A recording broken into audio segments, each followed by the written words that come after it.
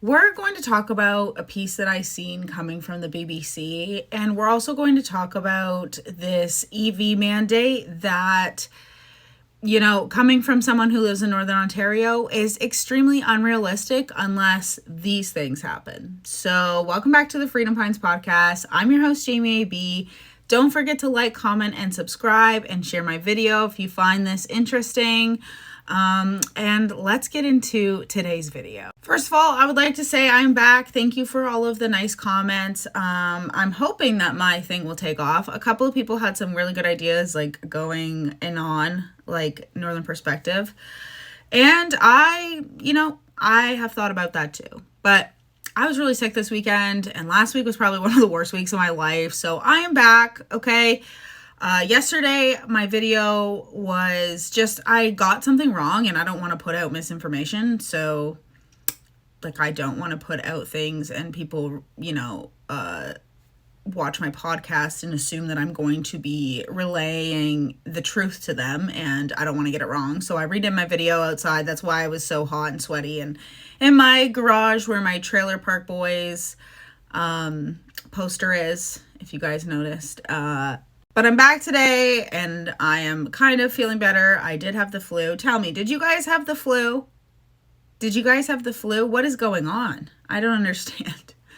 Why did I have the flu in June? Anyways, let's get into today's video. So first, I'm going to talk about just this interesting video that popped up on my TikTok, okay? My sister's death. Gabriel's twin, Paloma Shemirani, was diagnosed with non-Hodgkin's lymphoma in 2023. Untreated, that kind of cancer can be fatal, but doctors told her she had an 80% chance of recovery with chemotherapy. What was going on in her head at that time from the conversations you had? It was up in the air for her, so she wanted to assess all her options. You can detox the body by, juices are fantastic, by doing coffee enemas. Coffee enemas are fantastic. That's Kate Shemirani, an anti-medicine conspiracy theorist and Paloma's mum. Kate Shemirani is just one of hundreds of social media influencers rejecting mainstream medicine and posting a range of cancer misinformation. I've been running some dummy social media accounts, and their feeds have been overwhelmed with this type of misleading content. A lot of the posts weren't accurate, and some even mentioned unproven treatments, drugs like ivermectin and fenbendazole. Fenbendazole is a dewormer for animals. Paloma decided not to have chemotherapy. She went back to live with her mum, but then she died in July 2024. Her brothers blame their mum's beliefs for her death. My sister has passed away as a direct consequence of my mum's actions and beliefs, and I don't want anyone else to go through the same pain or loss that I have. Paloma's mum, Kate Shemirani. Okay, so anyways, mom's influencer. Okay, whatever. You heard that. First of all, I want to let you guys know that this woman was 23. You would not guess that. Speaking of, my phone is at 23%. Oh my gosh. First, I want to remind you guys, energy drinks give you acne. I forgot. So anyways, this girl is 23. This girl is 23, and you would honestly think, and here's the thing. Nothing gets me more heated than this conversation, because you guys are the reason why people don't trust medicine anymore. The doctors, the healthcare system itself, because we're not following a code of ethics. So when people are consistently screwed over by this system, a lot of people around those people start to get distrust, like they start to distrust the system. And we know that, okay? We know that as educators and providers of healthcare and stuff. We know that. They know that, and they know that all of the things that they have done in the past since 2021 basically has led people down to never wanting to trust the medical system again. And here's the thing, is that this happened to me. I didn't want to get a colonoscopy because I was so afraid of medical malpractice, because I will say medical malpractice, at least when I went to school, was like the third leading cause of death. So it's still got to be up there, but that's a high number. Okay. And because of that high number, because they save so many people, but so many people do end up, passing away. That's why the code of ethics exists. so that you can weigh out your own options. This woman was 23. She can make her own decisions.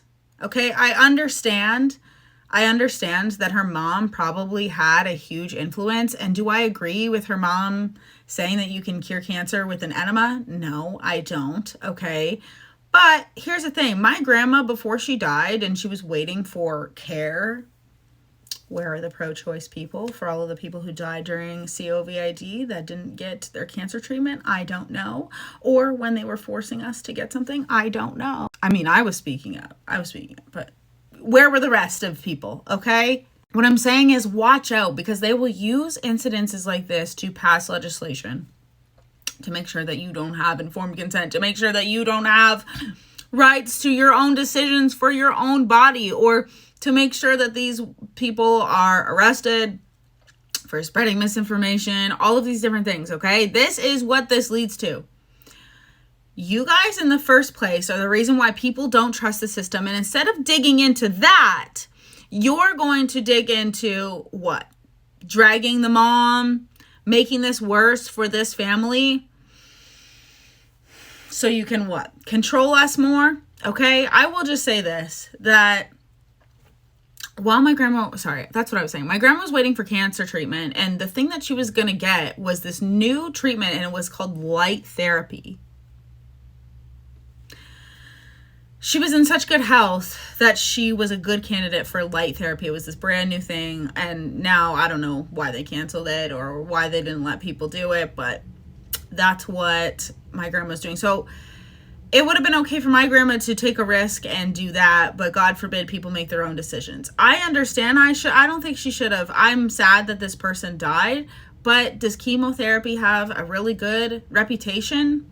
No, it doesn't. Okay, so maybe find something else and figure it out. What are other countries doing? Why is there not a lot of cancer in other countries versus ours? Anyways, I'm just going to leave it there. They are the reason why people don't trust doctors, the media, and the lack of code of ethics. Just saying. The more that you guys ignore people's rights and fundamental freedoms when it comes to medical, bodily autonomy, okay, the longer people are going to stop trusting. And if I didn't get that colonoscopy, I would have died. I had a tumor in my butt. So I understand. So anyways, let's move on to this EV mandate. Absolute nonsensical BS. Okay, so let's listen to this. It's Brian Lilly from the Toronto Sun. 20% of all passenger vehicles sold in Canada must be zero emissions vehicle. That means battery electric vehicles. This is... Okay, first of all, if you hear loud noises, that's because in the summer, I believe there are people destroying rocks right down the road from me. Anyways, Northern Ontario vibes. So to me, this sounds like smart city territory, okay? This sounds, because I'm going to be realistic with you guys, there is no way that the northern climates can handle electric vehicles. Absolutely no way. Not a single way, which is why they probably don't want pipelines. I don't know what, and here's the thing, I haven't even really looked into if there's going to be EV mandates on our trucks, or are they going to be the only things on the road eventually that are allowed to be gas powered, or buses, because how else am I going to be able to see my in-laws? You know what I mean? How else are they going to see us? If they have an electric vehicle, I don't think people really understand how much longer of a trip from northern to southern Ontario that would be, for people who go and visit family, for people who go and have a cottage, or just, indulge in camping, or literally anything that has to do with northern Ontario, you wouldn't be able to do anymore with an electric vehicle. How the hell are you gonna, are there electric vehicles that tow trailers? To me, electric vehicles equals every single time I've seen a random car on fire. What kind of car do you think it is? Okay, I'm in North Bay. It's February. It's my son's birthday. We're staying at a hotel. I look at an electric vehicle and it's, first of all, I'm in my van shivering. Okay. It was when I had a van and there was no heat. And I'm trying to have a smoke. Sorry, I had a smoke at a hotel. I was at a hotel and, you know, we were all there. Anyways, it's like 3 a.m. I sound like I was partying. I wasn't. I just woke up. And their car is flashing red. You can tell that something had gone wrong. They go to leave in the morning. Do you think they can leave? No, because their car didn't charge all night. The anger that would flow through my body of not only there's a snowstorm and you're trying to leave and it's going to be hell to get to wherever you need to be, but then you cannot drive. You have to wait. Most people don't go downstairs right away like my husband would and see if the car's working. Like most people pack up and stuff. Even when my husband's not there, I don't go downstairs and, you know, have a smoke and do those things. I shower, get ready, pack up the kids, pack up stuff, and then go downstairs. So, you know, that was long to say no. Northern Ontario, northern communities, literally look on a map, okay? The only places that can probably handle electric vehicle mandates is Southern Ontario and Vancouver. That's it. Okay, so do that. Don't, because I don't want those. It's just so unrealistic. It's so unrealistic. And why do you think that our car sector is now gone? Nobody's buying them, okay? Our government has already given money to these people. Nobody wants them. It feels like you're sitting in a fucking microwave, okay? And then they don't charge. You cannot take them places. In Northern Ontario, minimum, I drive half an hour to 45 minutes to go wherever I need to go, minimum. Yes, I do have a small community, and, you know, the communities up north that have 4 to 1,000 people, 1,500 people, you know what I mean? Those are the true smart or 15-minute cities. Those places are small enough that a 15-minute, you know, we can all walk around our towns up here, okay? That is the only realistic thing that could ever be achieved, that would ever be good for the environment, okay? Would be small communities, not smart cities with millions and thousands and to millions of people in them. That is going to be horrible for the environment. Do you guys literally, not only this, like, I'm sorry, Mark Carney made a deal with the EU. You guys think that you care about the environment? I'm talking like this because I'm so angry.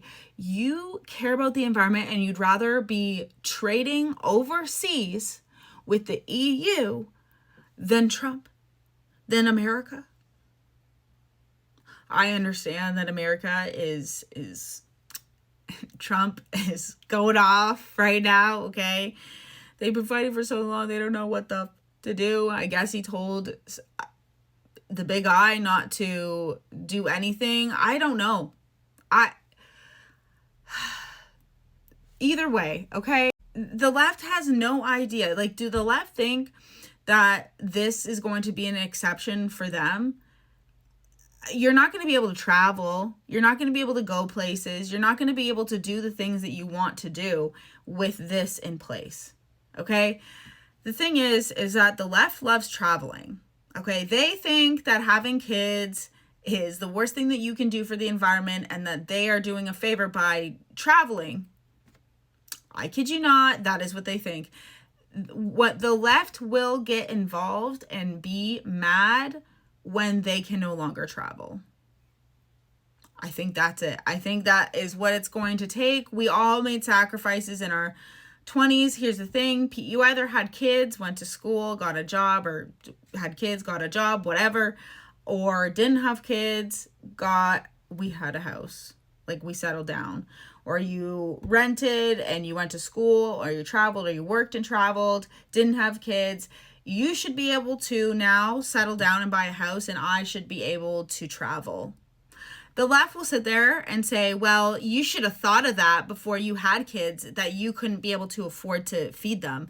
Well, I wasn't expecting food prices to skyrocket through the fucking roof, okay?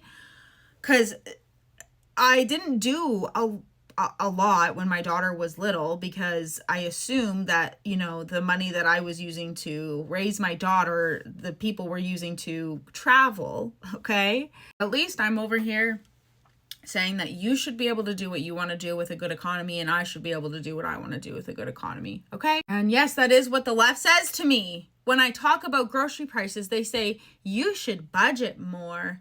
You should get a job. Okay, well, I would have a job if you guys didn't make me get something, like I've talked about 100 times. And then they tell me I'm a liar about that. Correlation doesn't equal causation. This is why nobody's on the left. And I feel like there are so many of us that are politically homeless. And I didn't feel politically homeless before the election. I don't know if it's just people like not being, I don't know. I don't know. Maybe it's my lack of hope, because why, how could Canadians vote in the same people that have been ruining our country? Why doesn't the left think that the federal government is in charge of anything?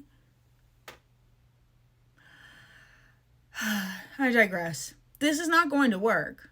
An EV mandate is not going to work. Nobody wants EVs. If you do, okay, you have the right to buy it, but we shouldn't have to be forced to buy it. Okay? Northern communities will suffer. I don't even know what to say. They've already tried like electric buses in Edmonton. Did that work out for you guys? No, it didn't. That's how you can see that the NDP are in the cities, okay? And two, it's always disgusted me that Charlie Angus has always been very very anti-oil and gas, especially when I moved up here, because what do you mean, Mr. I have my own personal plane? Yeah, Charlie Angus, I bet you it's not an electric plane. Not only that, like the amount of things that we do up here that require gas is astronomical. I'm talking the things that we run. Do you think that electric, where's this, do we have electric mines? Is that a realistic, whatever? Like, you're not going to tell me that all of these companies are allowed to be using gas, but we're not. This is exactly it, is that the elite can afford to do all of the things that they have made sure that we can't afford. You know what I mean? Like, they put a tax on literally driving. They said it in the House of Commons that we can't take our kids places on road trips because we're burning the planet. Okay? News, kids. You can take a summer fun time vacation where you're locked in a car for 10 consecutive days, nonstop with no bathroom breaks, and the Conservatives have a plan for you to have that summertime fun. And the cost? Give up the future of the planet, right? Don't worry, kids, about climate change. Don't worry about taking action on the planet. Enjoy your 10 hours in the car and let the planet burn. Is there a clip that makes me more mad? No, there isn't. There really isn't. Because these motherfuckers, okay, I'm sorry, but these mother truckers, they take planes. Justin Trudeau alone was using emissions for what a family of 5 uses in a year, and it was like 5 of them in like 2 or 3 months. This government is evil, and an electric vehicle ban, and I will be just continuously talking about this. This is exactly why Alberta wants to leave. This is exactly why our auto sector is leaving, and I will not shut up about it, because this cannot happen. This will lead to the destruction of Canada as we know it, and I am not being an alarmist, okay? Has it not already? Has putting us into poverty to save the planet not already cooked us enough? Last month, we had the coldest month of the year, or we've had since 1967, I believe. Coldest May. Now it's blistering hot. Like I said, when you take out all of the trees and you shove millions of people in a tiny little space, it's not actually good for the environment. So anyways, I'll stop yelling and go and take the photos that I put these extensions in for. And I will see you guys tomorrow. Let me know what you think in the comments. And yeah, I'm going to make videos. By the way, if you're still here, I am going to be here in the summer. My content has to be cut. Like, there is no way I can do all of the videos that I do with my kids around, which is completely fine. I will be putting out videos when I can. I'll be putting out more shorts just to keep my channel going, monetization going. I'll obviously be uploading videos, no doubt. Sometimes they just might be in my car because I am going places. So I love to spend the summers with my kids. I literally got a job at the school board so I could have summers with my kids, because one time I read, you have 18 summers with your kids, you better enjoy them. And I read that when my daughter was probably 1, and I have never forgotten it. And we have the time of our lives, and I literally dedicated my career so that I could be off when my kids are off. So the career I want to have. So I will be making videos just a little bit less, and maybe, I don't know. Tell me guys though, what do you guys think? Do you guys think I should be putting out these long ones, short ones, just one topic at a time? I don't know. I could do that. I could just make a couple of separate little 10-minute podcasts and upload those. Maybe I'll test the waters and see what works. I don't know. The YouTube will be like, this is what your people want to see, and I'll make a video and they'll be like, no. No. I'm like, okay, I tried. So you guys have a good day. Tell me what the weather's like, and did you guys have a storm last night? Have a good one. I'm out of here. Actually, I'm not, because I have to edit my video, but you know what I mean.